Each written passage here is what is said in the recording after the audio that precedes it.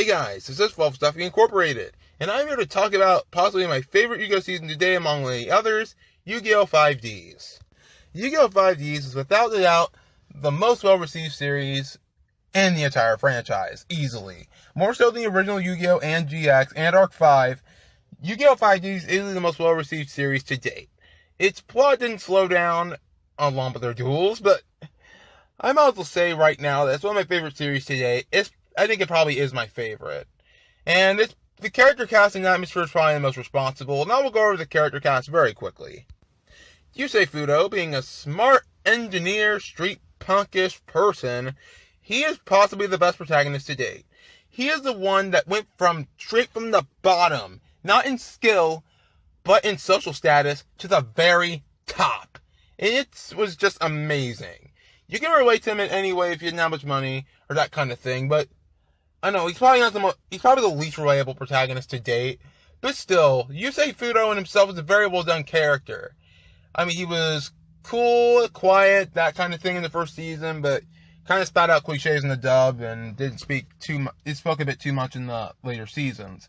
But, he's still a fun character to follow up on. Jack Atlas, he's a very well done, arrogant, cocky douchebag character, and he's one you can easily love. Crow being the sidekick for the most part, he actually has his own episodes, all of which are interesting, and he's a very fun character to watch. Akiza's backstory, it's very, very attached. Unless you're very sensitive and annoyed by the fact that Yusei tried to help a psychopath, she's actually a very well done character, being the second best female companion to date. Aside from Yuzu, she's probably the best one. I'm not being subjective, I'm talking in general. The twins themselves were kind of annoying, but then again, their kids are kind of meant to be annoying in a dark show like this. And their atmosphere, it had so much chemistry with the characters, it's not even funny. The atmosphere made it so that you can actually feel each character every time you start the show. And it won't stop until something else happens. And it's very well done, in my opinion. And now on to the plot, which I will kind of summarize. In the first season, Yusei gets his card stolen by Jack Atlas and his dual runner taken by Jack Atlas, which in the manga said was destroyed, and it got rebuilt into the Wheel of Fortune, which is what his dual runner is called, with the really awesome one-wheel dual runner. I really want one! But still, Yusei comes over to the city, and he beats Jack twice and gets his card back. And it's a very well done story of redemption. I like it. Very well done. I recommend it.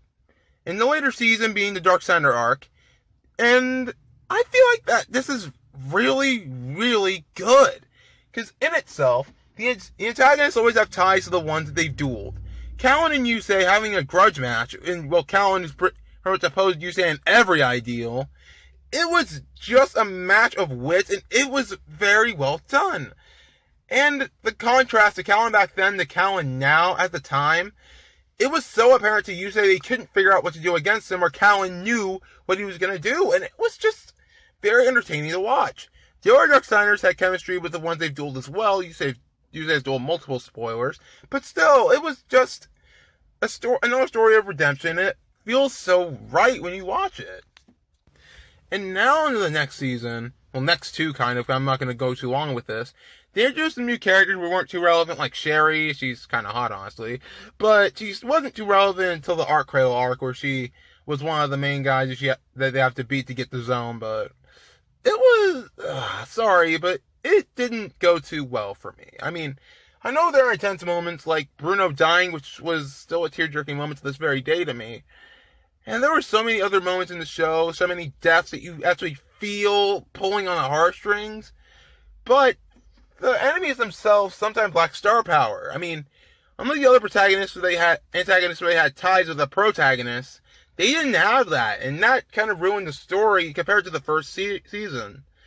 But other than that, it was very well done. Some of their minor characters were very minor and very annoying, and some of their main characters kind of fell flat a bit in this season, like Jack Atlas a bit, being not much of a rival, but more of a friend to Yusei, which can work, but it really doesn't really work.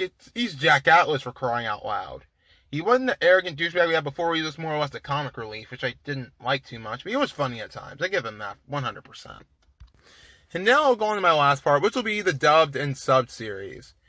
I will go over the subs first because I feel like I should do that. The sub series was amazing. They had everything that they needed to do. They've had great rivals, great antagonists, great characters, great duels, so much momentum behind it, and it just felt like you're in the show itself. I mean, not as much as, Vrains or something, but still, it's a very well done series in my opinion, and I feel like that it deserves more credibility in that department.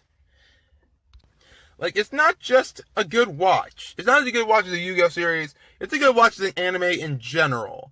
And I feel like that it's very hard to accomplish hearing that shows like Naruto, One Piece, still ongoing for some reason.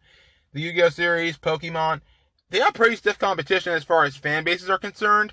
But 5D's kind of kickstarted that, and they had a very, very well done start with that going on forward, which Zexel kind of backtracked. I mean, the plot was great. It all resonated very well for all I can say.